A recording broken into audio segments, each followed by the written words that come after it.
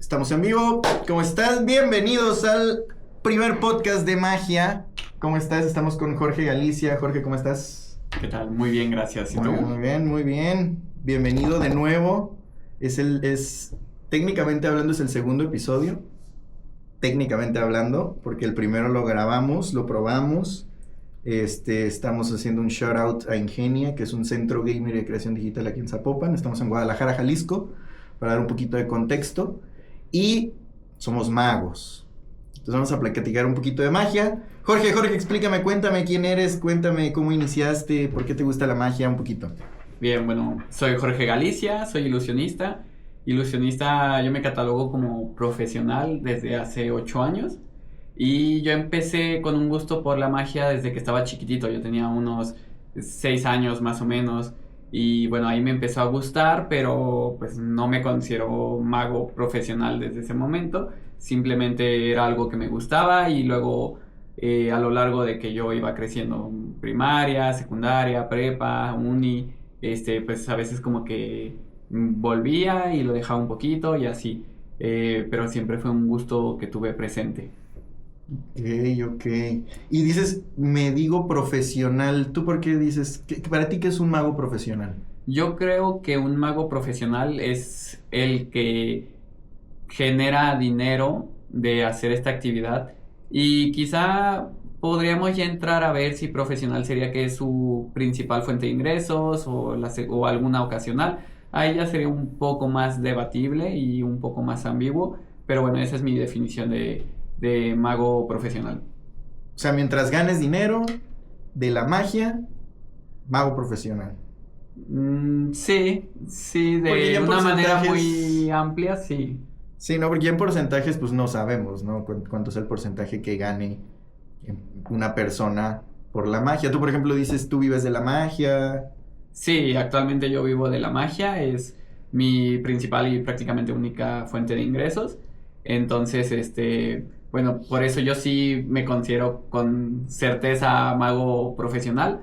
Además de que creo que la palabra profesional tiene una connotación en la cual le tienes que dar cierta parte de tu tiempo, cierta inversión, no quiero usar la misma palabra profesionalismo, pero sí le tienes que dar como cierta seriedad a esto que estás haciendo para considerarte profesional, porque profesional puede ir en ambos sentidos, en profesional de que como profesión y profesional de serio, ¿me explico? Entonces, yo en lo personal me considero que le doy ambos sentidos, entonces yo a mí mismo sí me digo profesional. Te digo, es bastante ambiguo como intentar entrar en catalogarlo. Entonces puede llegar un mago muy específico que me diga, oye, ¿sabes qué? Yo estoy haciendo, a mí me gusta mucho la magia, me gusta mucho verla y todo. Y bueno, y de hecho yo aprendí y armé un show y me pagaron hace 2 años por un show. Ya soy profesional, entonces es ambiguo, ¿no? Es complicado de responder. Claro. Entonces, ¿se puede vivir de la magia? ¿Tú cómo le haces para vivir de la magia? Porque yo sé que hay muchos tipos de personas que viven de la magia, desde las personas que se dedican a crear los eventos para otros magos, desde los que se dedican a enseñarle magia a magos, a crear los propios trucos para los efectos de magia de televisión. O sea, hay tantas formas de vivir de la magia. ¿Tú qué haces en la magia? Por ejemplo, también hay magos de redes sociales que si tú los ves en vivo no tienen ciertas capacidades que otros magos sí en persona, pero en redes sociales se ve súper impresionante y editan el video muy bien o incluso sin edición saben poner la cámara donde se vea mejor. Entonces, justo hay muchísimas formas de vivir la magia.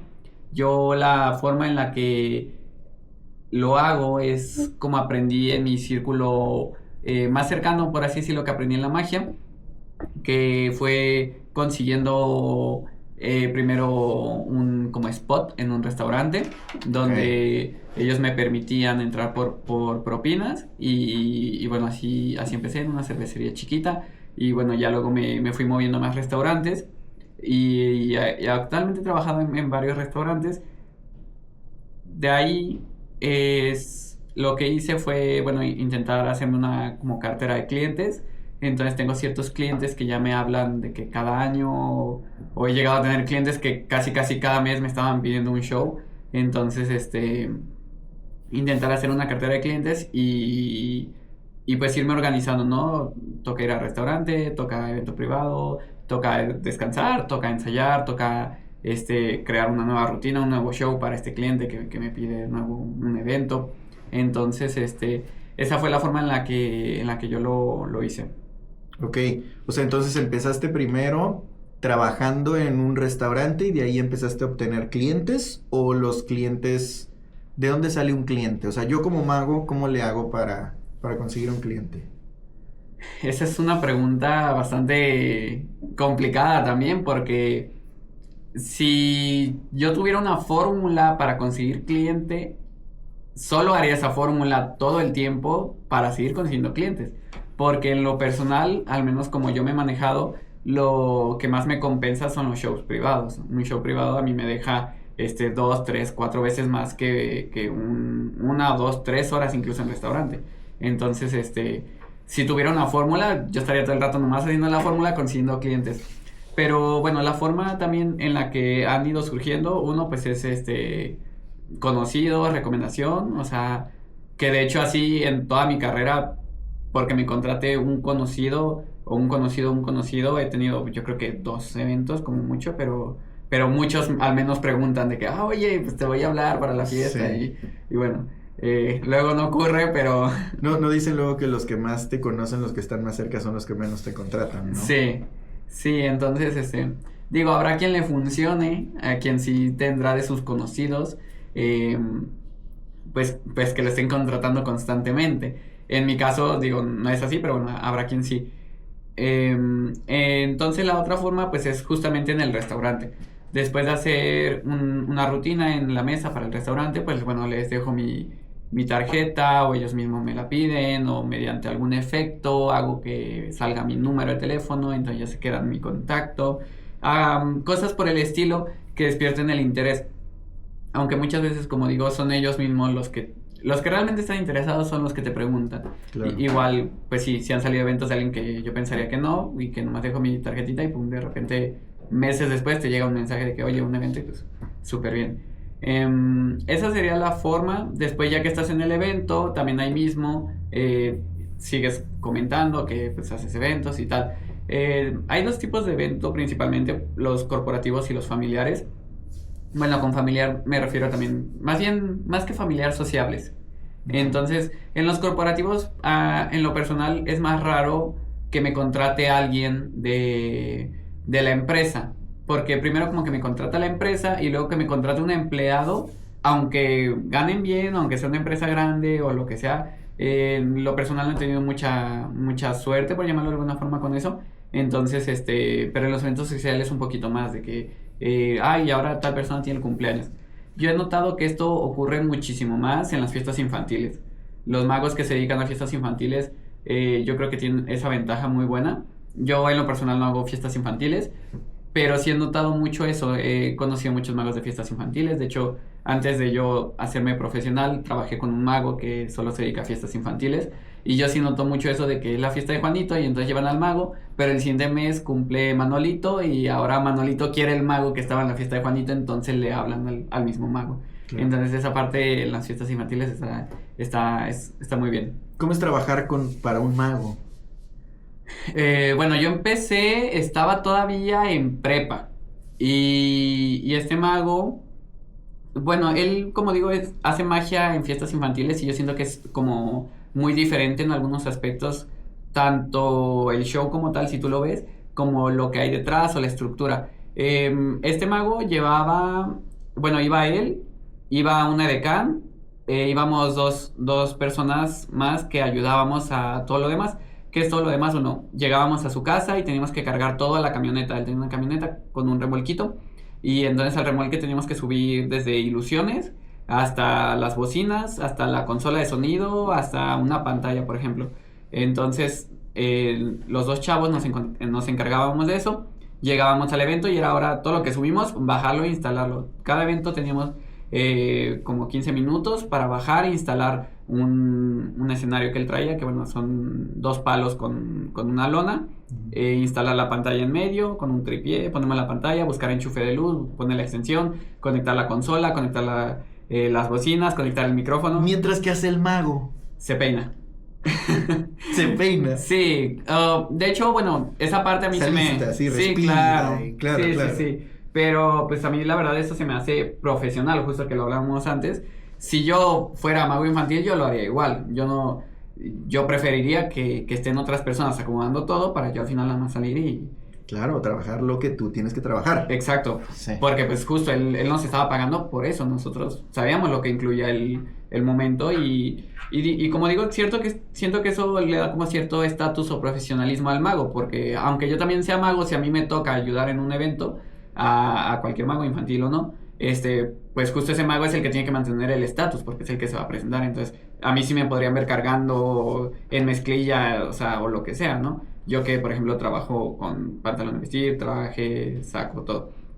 Entonces, bueno, en ese caso, así era. Luego también mientras nosotros íbamos preparando las magias, antes de que, atrás de la lona, del escenario, preparábamos algunas magias y así, y pues eran magias grandes, que una caja para aparecer un conejo, desaparecer una paloma, entonces eran grandecitas, teníamos que estarlas metiendo al escenario y sacando las que ya no usara. Nosotros nos aprendíamos su rutina para saber qué seguía, que todo esté bien acomodado.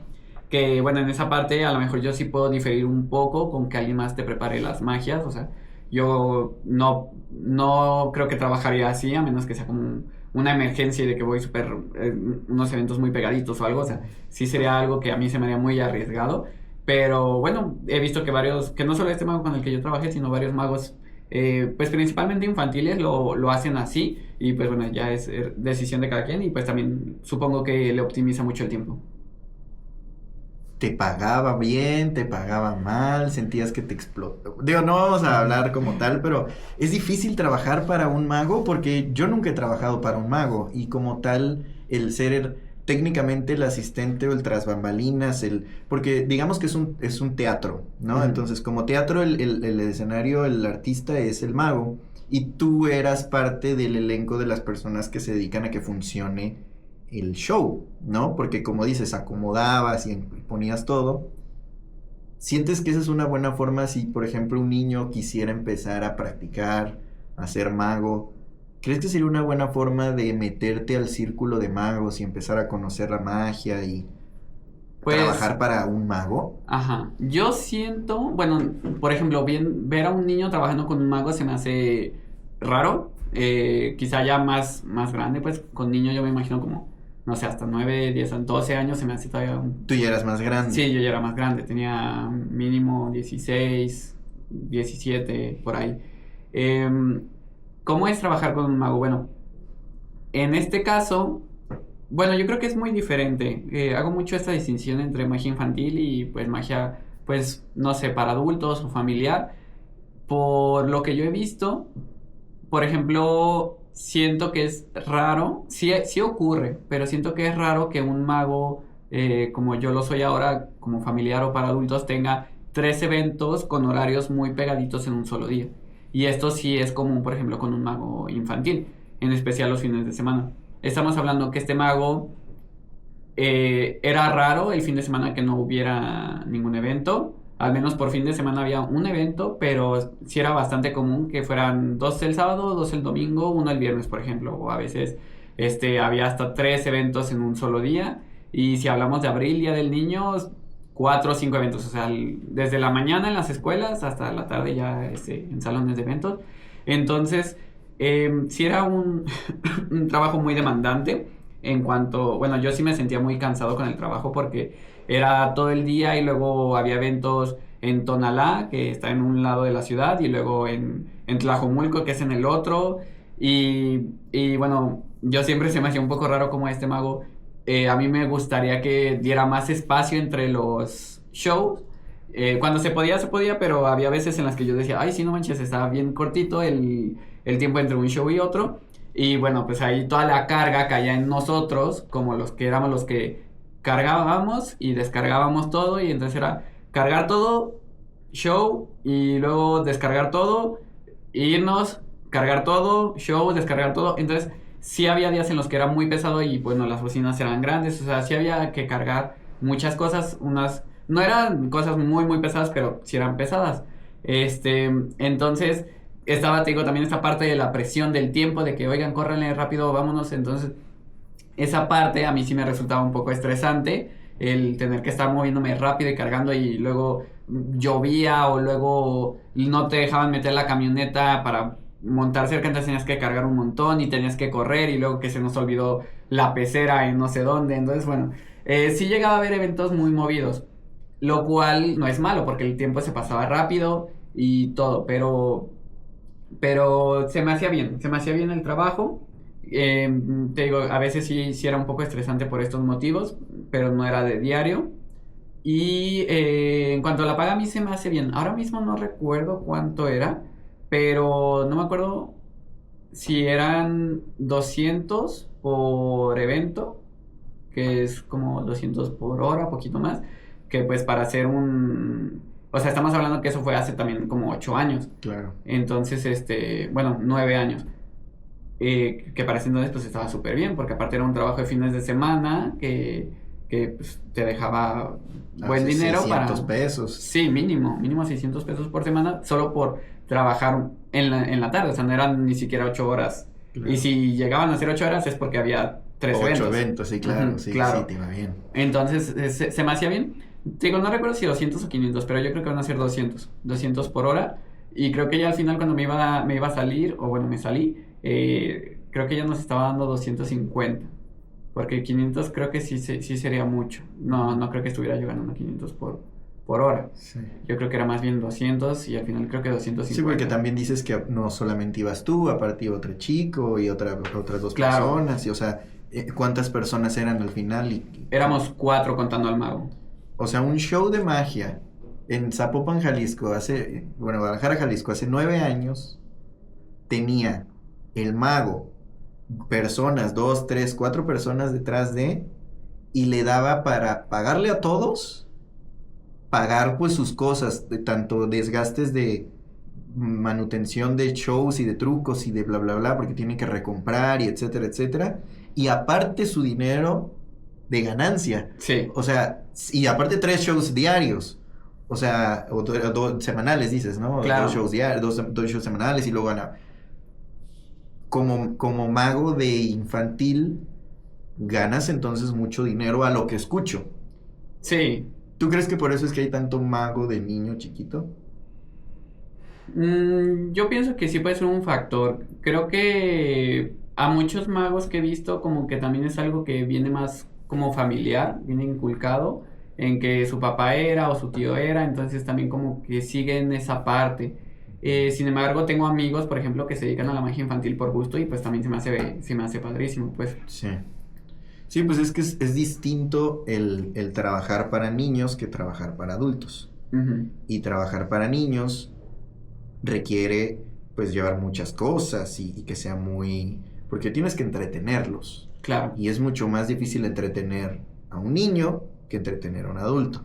Sí, definitivamente yo creo que ese es uno de los retos más grandes, porque yo creo que el mago infantil tiene una habilidad muy grande para justo entretener, siendo que como mago para adultos no es necesariamente entretener como tal, tienes que generar una sorpresa muy grande, pero en adulto, que se lleva de una forma muy diferente a un niño. Tú a un niño lo sorprendes de una forma diferente. Entonces, sí son 2 ramas de magia bastante diferentes. Entonces, yo, por ejemplo, yo no hago magia infantil, porque no me llama la atención como ese ambiente de fiesta, por así decirlo.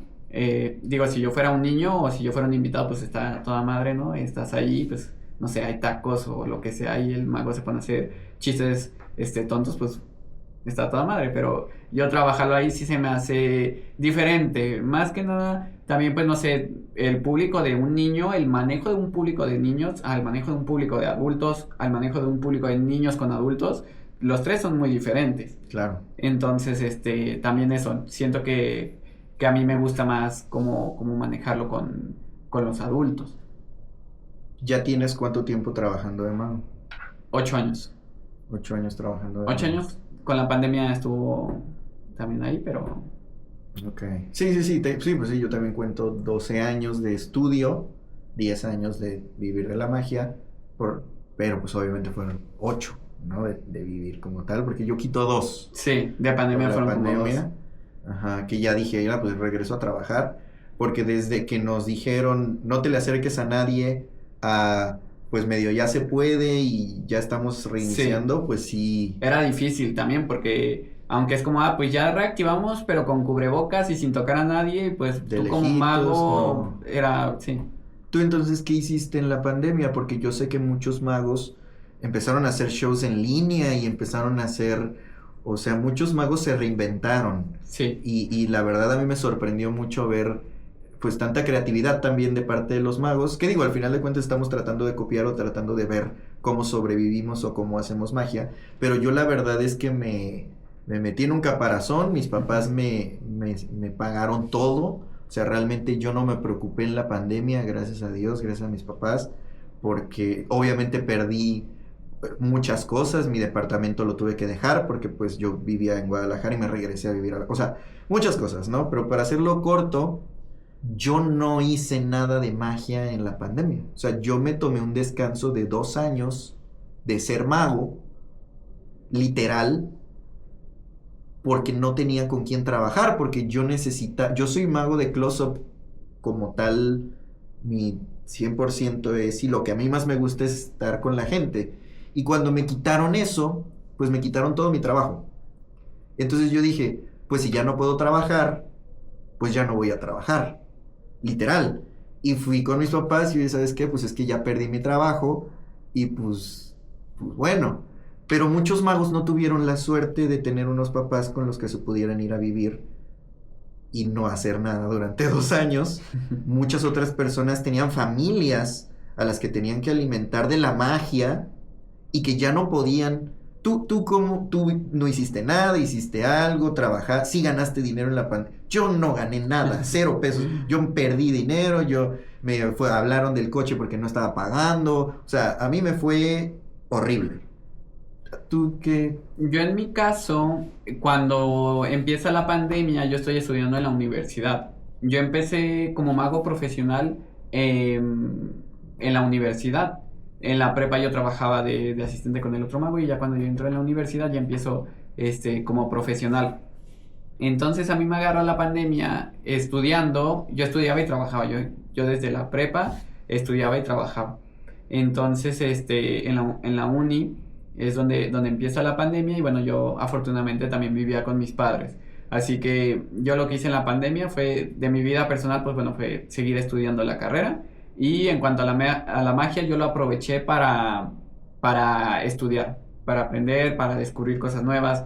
Me sumergí un montón en ver videos, en conocer magos, en leer, en todo, porque todavía tenía muy prendida esta chispita de conocer magia y así. Siento que es algo que cuando empezamos está súper latente y luego disminuye, pero siento que siempre pues está esta parte, o sea, yo siento que en la magia y con muchos magos lo he visto que siempre queremos ver más y aprender más, pero bueno, yo ahí todavía tenía un poco de esta llama más arriba.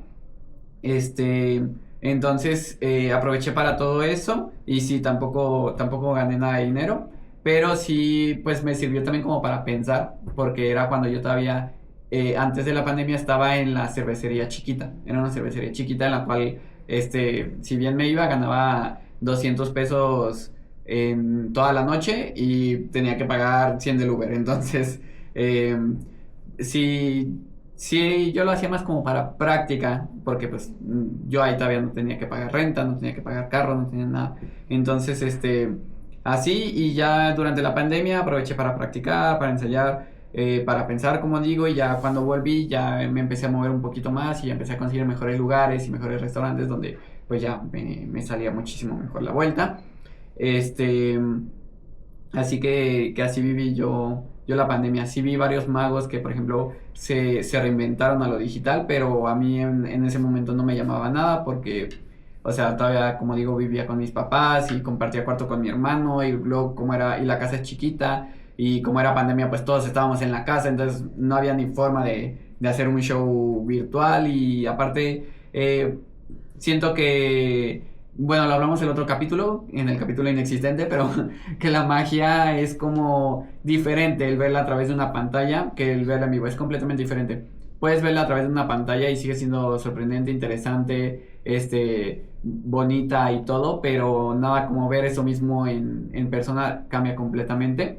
Así que sí, yo como que pensaba eso y luego te digo como la disposición del lugar y de todo, o sea, no me llamó para nada empezar virtual, pero sí llegué a ver unos dos shows virtuales y bueno, alguno que otro un poco con dificultades técnicas, que el internet se iba, que el audio no se escuchaba, que perfectamente pudo haber sido un video editado, ¿sabes? Entonces, siento que estuvo bien que esto pasara, estuvo bien que hubieran magos que intentaran adaptarlo a lo digital. Desconozco si hay todavía algún mago que siga haciendo show digital porque a lo mejor le funcionó súper bien y ahora le resulta mejor hacer puro show digital, desconozco completamente, pero pues sí, estaría chido conocerlo.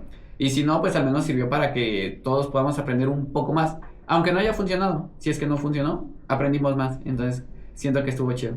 Claro, claro, sí, porque también el hecho de tratar de pensar diferente, tratar de pensar en el efecto y en cómo va a pegar de una pantalla, porque lo que decíamos en el episodio inexistente, en el episodio secreto, que no, la magia como tal no, como es muy subjetiva, como tiene tantas cosas detrás y como puede ser tanto una tontería para niños como una cosa muy artística y muy, ¿no? Muy profunda, entonces pues se pueden hacer muchas cosas desde shows en línea, shows de cerca, shows de escenario, ilusiones grandes. Y quería platicar contigo de esto. El FISM, para las personas que no saben, el FISM es como evento mundial, es las Olimpiadas de la Magia. Y yo soy cartomago. Mi especialidad o la forma en la que a mí me gusta dar mi magia es con cartas. Podría hablar muy profundo del por qué decidí utilizar las cartas, pero no hay campeón mundial de magia de cartas. Nadie logró, o sea, fueron muchas personas a intentar competir, ganar el mejor mago de cartas del mundo y nadie ganó. ¿Tú sabes por qué es eso? Yo investigué, me puse a buscar en ChatGPT, me puse a buscar por qué es que no hay un campeón mundial de magia. Y hay campeones mundiales de escenario y de ilusiones y de invención y de madre y media, porque me puse a ver los campeonatos mundiales y el montón de personas de miles de países distintos, pero no hay un campeón mundial del mundo de cartas. Bueno, de FISM, a mí me encanta el concepto. Creo que es algo muy difícil de realizar porque ¿cómo calificas la magia?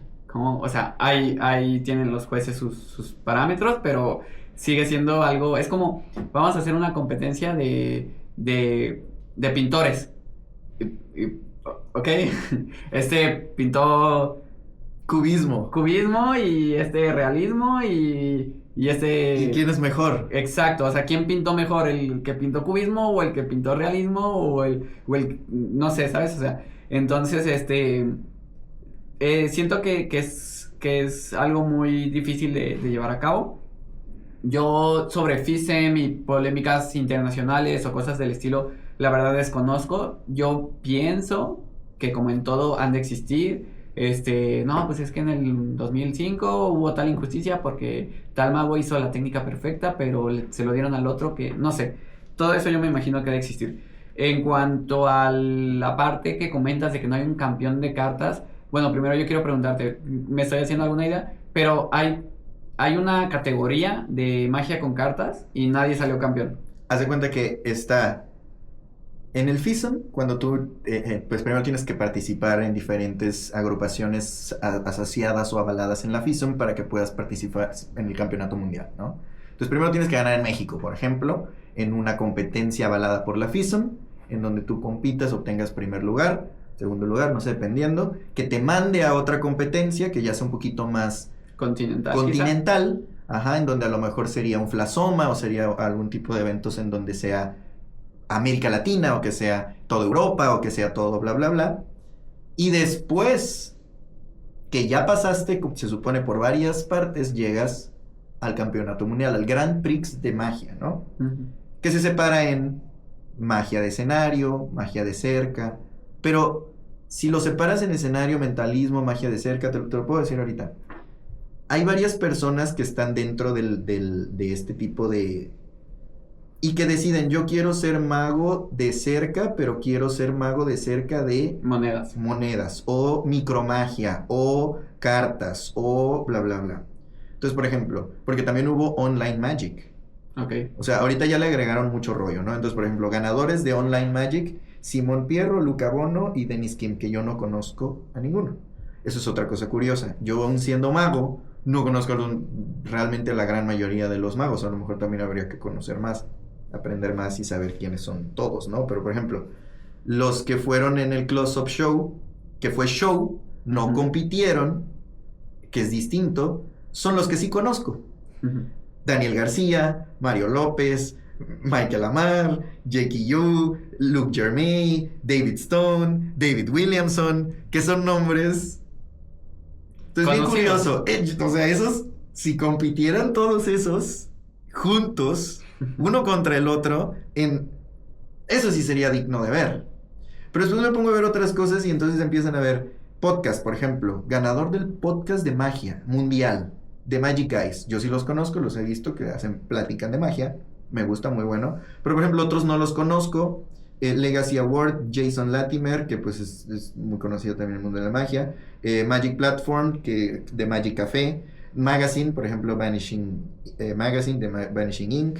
Y de Creator Jeremy Tan, que es, Jeremy Tan no es de... no fue el nombre, creo que lo estoy confundiendo. Pero por ejemplo ahora sacaron un Max Maven Awards, porque desafortunadamente Max Maven falleció hace poco, y pusieron a Paul Harris como Creativity and Artist Vision, y pusieron a Dennis Berg, que no lo conozco, como History and Research Scholarship de historia, y a Robert Neal, que tampoco lo conozco, como Theory y Filosofía, que está bien. Pero te digo, están dando awards, ¿no? Premios de como, me gusta que están haciendo esto, me gusta que están haciendo lo otro, pero ahora ya nos vamos a la competencia como tal.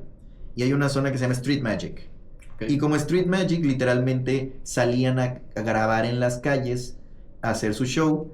Y Eric Evans ganó, The Charming Jay ganó, y Matthew Keys ganó, que no tengo ni idea quiénes son. Primero, segundo y tercero. Así es, de Street Magic, que me imagino que es poner tu mesita y juntar a un grupo de personas, no como tal salir a pasearte por la gente a hacerle magia. O sea, es como este tipo de que los payasos que juntan un crowd, mucha gente alrededor de, y empiezan, que no sé qué, y ese tipo de cups and balls, y ese tipo de cosas. Yo me imagino, ¿no? Claro, es que, por ejemplo, ahí ya estamos, a pesar de que se intenta catalogar la magia, la categoría es Street Magic, que puede parecer específica a primera vista, pero luego, o sea, por ejemplo, tú mismo lo dijiste, una mesita.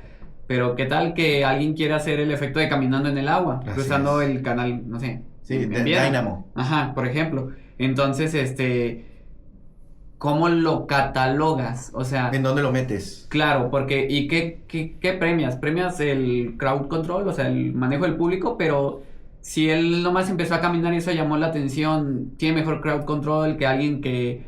No hizo, que habló y que acercó a la gente, claro, y que le sacó algo de la oreja y que hizo más cosas. Y que poco a poco fue integrando, o sea... justo son cosas muy ambiguas. Claro. Y estaría más interesante ver cómo... Que también probablemente la persona dijo, pues yo quiero entrar en Street Magic. Y buscas, ¿no? Para Street Magic, qué piden y qué necesito. Porque para esto también tiene su... O sea, buscas, investigas qué tengo que hacer para que tenga buena puntuación, ¿no? Sí. Y ahora vamos a Micro Magic. Okay. Que por ejemplo, Ibuki, que no lo conozco. Y luego ganó Ruby Ferez y Fernando Nadal, que sí los conozco, muy buenos magos. Y Starman, que no lo conozco. En Micromagia, Ruby Ferez, a mí mis respetos. Los otros, pues no sé. Pero Micromagia también es distinto a la carta de magia de cartas, que de todos modos Micromagia sería close-up, ¿no? Sí. Pero con pequeños objetos. Sí. ¿No? Y que también sería numismagia, técnicamente hablando, porque también la magia de monedas entra dentro de los pequeños objetos, pero también la separan porque también la numismagia Es muy es específica. más estudiada, más específica y más... Ahora, ya hablamos al Card Magic. En Card Magic, los jueces no decidieron darle primer lugar, porque se supone que cuando tú vas al FISUM tienes que tener una serie de puntos en específicos para tener un lugar, como Un tal, derecho a una a decir, premiación. un puesto, ajá. Y ya No es después como te ponen en cuál te mereces. Exacto. No es como que participes contra 15 personas y seas el mejor de esos 15. Es que entre todos los participantes les ponen puntuaciones los jueces, y los jueces tienen una serie específica que lo podemos buscar literalmente en fisum.org o fisum.com, en donde aparece la información detallada de qué es lo que un juez necesita. Igual si le preguntas a ChatGPT, yo hice, ChatGPT me dijo, oye, se hace así, así, así. Y resulta ser que Francesco Fontanelli y Tino Paz empataron con la misma cantidad de puntos, y Kimundu, que no sé quién sea, Kimundu, fue tercero en Card Magic, ¿no? Entonces, esos son los segundos y terceros lugares. O sea, nadie a criterio de los jueces es lo suficientemente bueno como para ser coronado primer lugar de cartomagia del mundo. Eso a mí se me hace muy interesante. Todos los demás les dieron premio. Todos los demás. Parlor Magic, Morten Christensen, que es muy bueno. Segundo lugar, Piero Venecia y Jonio. Después Invention Awards, como 6 güeyes. Alian, Alberto, Sergi, Tisao, bla, bla, bla. Y después más original, Lucas Kaminsky. Magia General, Lia Kyle, que se quita y se transforma ropa. Nicola Strelby, que no sé quién sea. Calista, que tampoco sé quién sea. Mentalismo, por ejemplo, Mind to Mind, que son 2 personas que también hacen como... Y después en segundo lugar, nadie quedó en segundo lugar en mentalismo. Okay. Ve también qué curioso. Nadie logró los puntos para quedar en mentalismo en segundo lugar. Solo en primero y ya el siguiente hasta el tercero. Y hasta el tercero, que fue Nicolo Fontana. Y después Comedy Magic, tampoco hubo nadie No hubo en ganador. Comedy Magic.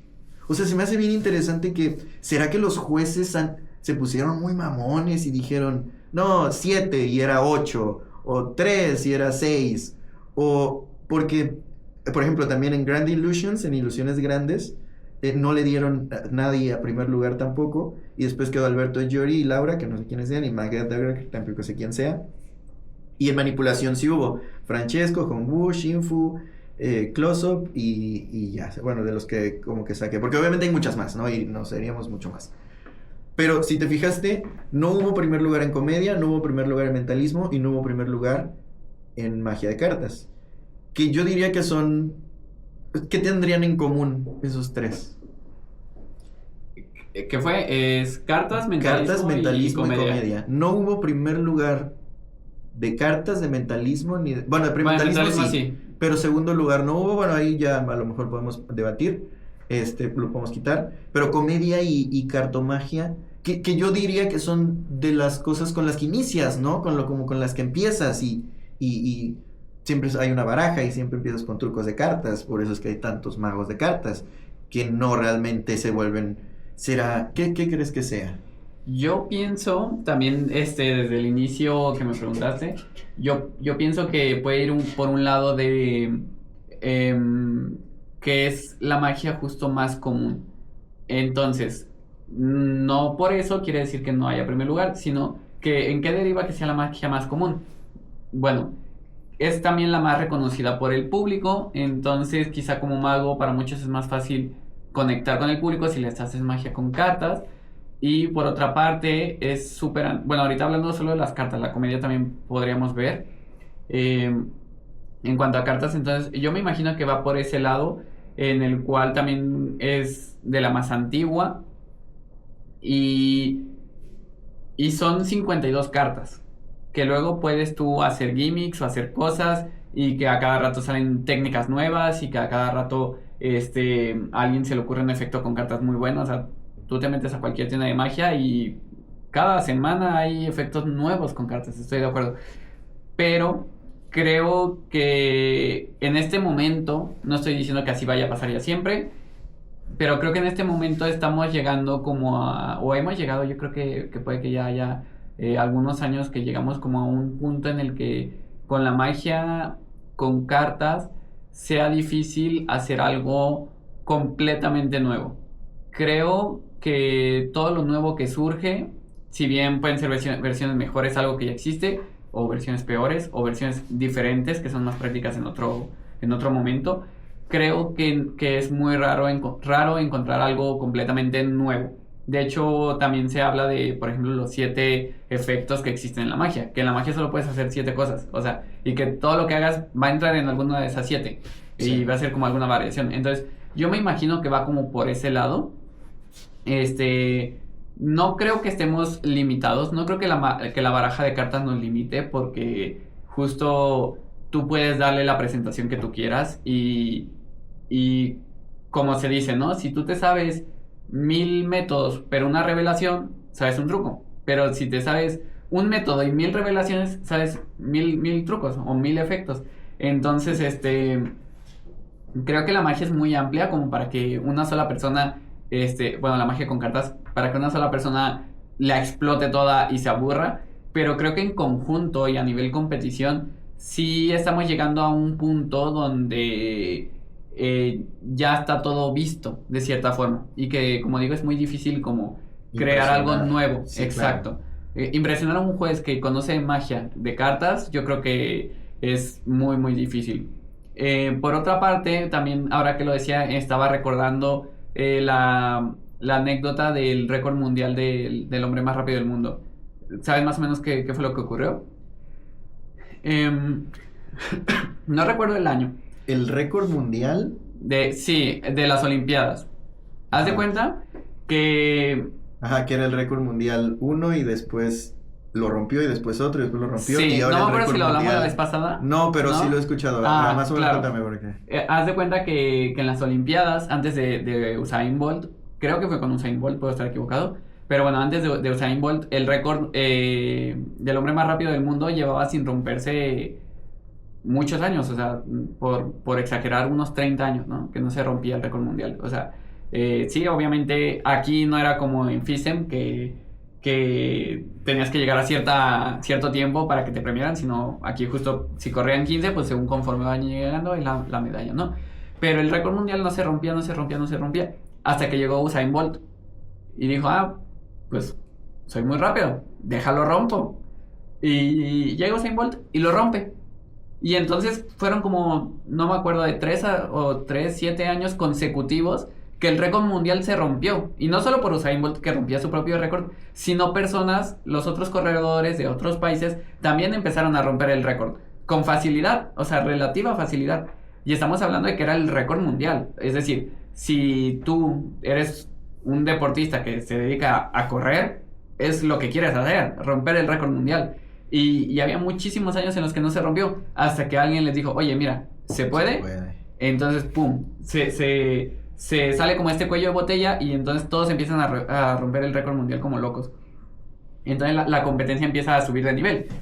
Conforme van pasando los años, no es lo mismo la competencia de las Olimpiadas. O sea, si tú ves los tiempos de las primeras Olimpiadas, los comparas con las últimas, o sea, todos los de las últimas son muchísimo más rápidos que los de las primeras. Entonces tiene que ir aumentando el nivel. Es normal que el nivel tienda a ir aumentando.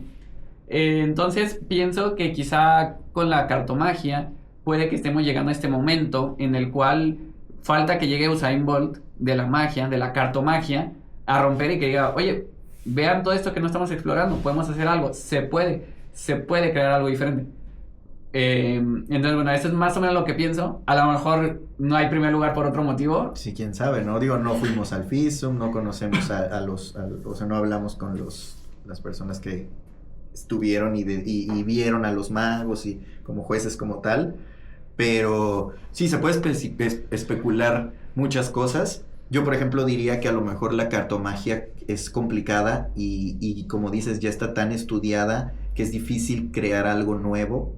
Es difícil, o sea, muchos genios de la magia se han dedicado y explorado la cartomagia a niveles muy, muy psicológicos y muy hasta de manipulación y de muy, muy fuertes, que a lo mejor pues ya hay tanto mago de cartas y ya se escuchó tanto de la magia de cartas que pues no hemos encontrado otra cosa extra para saltar.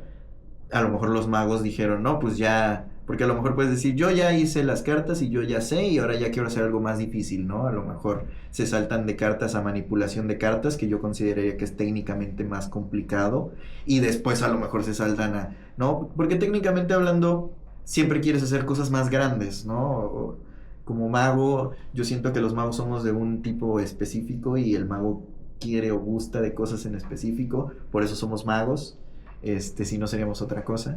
Entonces, yo me pongo a pensar en eso y digo, bueno, a lo mejor lo que tenemos que hacer es hablar más de magia de cartas, hablar más de, para tratar de, ¿no? Descubrir esas pequeñas cositas que a lo mejor nos hace falta por ver, pero yo creo que eso es, o eso lo obtienes dependiendo de qué magos conoces, qué magia conoces.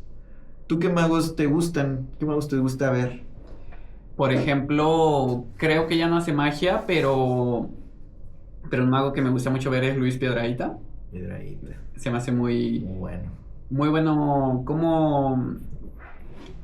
¿Cómo logra tematizar los efectos? Creo que es algo con lo que yo empaticé mucho cuando empecé. Cuando yo empecé a hacer magia, yo quería como buscar y ponerles mi personalidad y así. Y ver cómo Luis Piedrahita lo logra, te puede hacer cualquier efecto y lo acomoda o a su manera o a la manera que necesita el cliente o a las dos juntas. Entonces esa parte se me hace muy padre. Además su estilo, su personalidad, todo se me hace muy amena.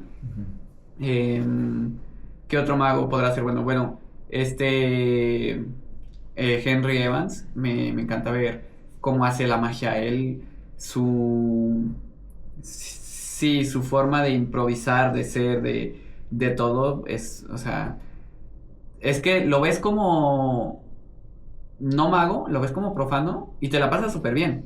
Pero lo ves como mago y te la pasas súper mega bien. O sea, creo que como mago, Henry Evans sorprende a los magos, aunque sabes lo que está haciendo. Pero es por eso que te sorprende. Eso es lo padre de Henry Evans. Que te sorprende porque sabe lo que está haciendo. Y eso es más sorprendente que el no saberlo. Siendo que en general la regla es al revés. Que te sorprende porque no sabes cómo lo hace y está súper chido. Es lo chido de la magia. Pero con Henry Evans no. Con Henry Evans lo impresionante es que sabes cómo lo hace. Y eso es lo impresionante. Y eso es lo impresionante. Sí. Sí es que sabes, porque también la primera vez que lo vi yo no sabía y también era muy... Entonces, sí, Henry Evans es impresionante siempre. Wynn también fue una de mis mayores inspiraciones para convertirme en profesional. Ver todo lo que se puede lograr con una baraja de cartas prestada o con una baraja de cartas tuya. Fue algo que a mí me marcó muchísimo, porque yo lo vi en vivo a Wynn. Entonces yo creo que ese momento, yo estoy casi seguro que si no hubiera conocido a Wynn, no me hubiera hecho mago profesional, o me hubiera hecho pero tiempo después, años después. Porque sí Wynn cambió en mí mucho esa parte. Muchos magos hablan de Wynn porque cuando vino a México como que fue un parteaguas para muchos magos. También lo escuché de Zuno. Zuno también dijo lo mismo. Crypto también dijo lo mismo. Que cuando llegó él y lo vimos, fue como, güey, este vato es el que le enseña a David Blaine. O sea, este vato es el que está detrás de... Sí, muchas cosas. Y aún así no se nota, porque tú ves a Blaine y hace cosas diferentes. Claro. Impresionantes, pero diferentes. Y yo veo a Blaine y es como, su magia está súper chida, pero no me inspira a ser mago. Sí. Y Wynn sí. Sí. Con sí, Wynn tiene una aura distinta. Wynn es... Sí, como que David Blaine tiene muy marcado, por seguir con el ejemplo, David Blaine tiene muy marcado su estilo. Y está perfecto, y es increíble. Pero Wynn en su estilo te demuestra que tú puedes hacer lo mismo con tu estilo, ¿me explico? O sea, no sé cómo explicarlo, pero es que Wynn tiene eso, o al menos en mí, y por lo que me dices, en muchos otros grandes magos de aquí de México, ha generado algo similar y sí, definitivamente Wynn tiene ese algo, porque aparte cuando vino, pues vino también con esta parte de enseñar. Él vino a enseñar y nos enseñó cosas que nos voló la cabeza a todos, o sea, sí. y que a mí, que apenas estaba empezando en la magia, o sea, te digo, yo también ni quería ser profesional, y dije, todo esto lo puedo hacer. Y lo que también me gustó es que no era fácil. No. Entonces, porque sí pasó eso conmigo, que yo empecé a estudiar magia y dije, ok, está chida, pero muchos efectos son fáciles. La gran mayoría. La gran mayoría. Y De hecho está bien diseñado, mucha magia Justo. está precisamente pensada y diseñada para que sea fácil, para que la puedas comprar, consumir. Sí, y está bien, porque tú en un show necesitas tener tu magia bien dominada para poder concentrarte en la presentación. De cierta forma, necesitas que sea lo más fácil posible. No te vas a complicar porque sí, o sea, no. Pero con Nazi Win, lo que yo aprendí, creo que ya lo pude exponer mejor, es que sí merece la pena aprender a hacer magia difícil. Creo que eso fue lo que me enseñó Siwin. Porque con la magia fácil tienes cosas súper impresionantes. O sea, la baraja invisible, el Omnideck, o sea, el Hopping Half, o sea, Svengali. Tienes un montón de magia fácil, súper impresionante y está chidísimo. O sea, porque justo es necesaria. Es necesaria hasta cierto punto. Pero así Win llegó y nos enseñó de que, oye, pero también vale la pena esforzarte por hacer magia difícil. Y para mí eso estuvo increíble. Sí, la verdad es que también de hecho lo difícil, como dices, lo difícil es lo impresionante. O sea, lo complicado es lo que dices, güey, o sea, veo muchos magos que hacen ilusiones muy interesantes y muy bonitas y crean situaciones muy chidas, pero con técnicas y con cosas muy fáciles. Y eso a mí me quita un poquito la sensación de lo divertido de ser mago. Porque para mí lo divertido de ser mago es que es difícil, es que tienes que pensarle, es que tienes que buscarle, es que tienes que encontrar la forma más sutil, más psicológica, más... Y te tienes que practicar durante horas y años para que salga una sola técnica bien. Y después esa misma técnica que salió bien la tienes que practicar horas y años para que salga perfecta siempre. Y luego la tienes que practicar bien para que salga perfecta cuando te están chingando. Sí. Entonces, no solamente es que te salga bien, no solamente es que te salga bien siempre, no solamente es que te salga bien siempre bajo presión o con gente que te esté quitando, que te esté empujando, que te esté diciendo cosas. Entonces, eso a mí se me hace muy interesante, se me hace muy bonito lo que dijiste, el que vale la pena el practicarlo mucho para lograr algo muy impresionante, tanto para ellos como para nosotros. Sí. ¿No? Porque yo la verdad hago magia para mí. Yo no voy a hacer trucos que le guste a la gente que a mí no me gusten. Todos los trucos que yo hago son porque me gustan a mí. Y si los dejé de hacer, es porque ya no los quiero hacer. Ya me aburrieron, ya me cansaron, ya a lo mejor quiero ver otra cosa, quiero aprender otra nueva técnica, quiero utilizar otra psicología dentro de la magia, quiero estudiar a otro mago, quiero meterme a otro estilo, otra forma de la magia, que es distinto a la magia fácil secreto. Yo, por ejemplo, la primera vez que vi el invisible, la baraja invisible, yo dije, no mames. Sí, sí, yo Porque también. es lo más difícil que puedo hacer en la magia de cartas, piensa una y es esta, que he buscado 15,000 formas de hacerlo distintas y para que se vea lo más así posible. Y con esto lo puedo hacer hoy, ahorita en 3 minutos me suelo 10, 13, 12 y ya. Sí. O sea, ese tipo de cosas. Ahí fue cuando yo dije, ok. Entonces la magia se separa en dos. La magia se separa en magia que puedes comprar y magia que puedes practicar. Puedes practicar la magia comprada para que te salga bien. Pero hay magia que necesitas estudiarla, practicarla, entenderla y luego manipularla a tu estilo, a tu forma, y luego esconderla dentro de todo lo que tú haces y cómo lo haces, a diferencia de algo comprado, algo usado, algo que aunque le puedes meter más psicología también y le puedes meter más, no la puedes mover, no la puedes manear, no puedes cambiar lo que se supone que es en su origen o en su base. Que sí puedes hacerlo con la magia. No solo de cartas, yo me pongo las cartas porque la verdad es que las cartas me gustan demasiado por primero la estética, la forma, el detrás de, el que tiene tanto rollo, el que significa dinero, significa suerte, significa... Como tiene tantos significados, me gusta que un pedazo de cartón le hayamos puesto tanta información. Sí. O sea, se me hace muy interesante. Sí, la connotación que lleva 52 pedazos de cartón pintados. Literal. Lo que significan, lo que pueden esconder. O sea, ¿cuántos secretos caben en 52 pedazos de cartón pintados? Qué bonito. Sí. Qué bonito. Entonces, yo me pongo a pensar en eso. Qué chingados. Y luego, esos 52 pedazos de cartón pintados me pueden dar viajes, me pueden dar dinero, me pueden dar conocidos, me pueden dar experiencias. Y a los demás. Y a los demás. Digo, yo entiendo que los demás, pero yo siempre hablo de mí porque La haces para ti. es para mí. O sea, qué bonito que a ti te guste la magia, porque la primera vez que yo vi un mago, shout out a Abraham Hernández, me hizo magia en Veracruz y yo dije, es que esto sí es magia. Lo que yo había visto en la televisión no era lo que yo pensaba, ¿no? Y cuando vi ese tipo de magia dije, bueno, sí hay un tipo de magia que es interesante. Hay tipo de magia que no es interesante, pero hay magia que sí lo es. Entonces yo quiero aprender este tipo de magia y llevarle la magia interesante a las personas para que ellos puedan ver magia interesante, porque no ven magia. La gente no conoce de magia, la gente no sabe de magia. Yo me sé unos 10, 15, 20, 50 magos tal vez, y me faltan muchos más.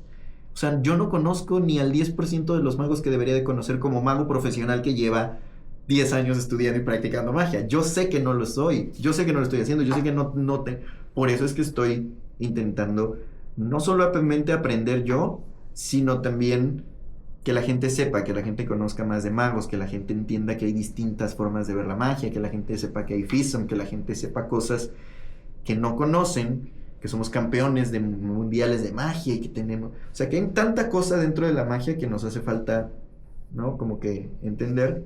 Y pues ahora sí, para cerrar, ya estamos llegando al final de la plática. La verdad, muchas gracias por volver a venir. Es la segunda como interacción que tenemos para este podcast. Estoy viendo la forma de traer más invitados. Igual te estaré hablando para otra tercera. Me gusta platicar contigo. Tienes Claro que sí. muy buenas ideas. Me gusta ahorita lo que dijiste. Está muy chido lo que dijiste. Muy romántico, muy poeta. Entonces ya para terminar, cuéntanos en dónde te seguimos, cuéntanos tus redes, qué haces, tu show, cuéntanos. Bueno, soy Jorge Galicia, en Instagram estoy como soy Jorge Galicia, con soy al inicio.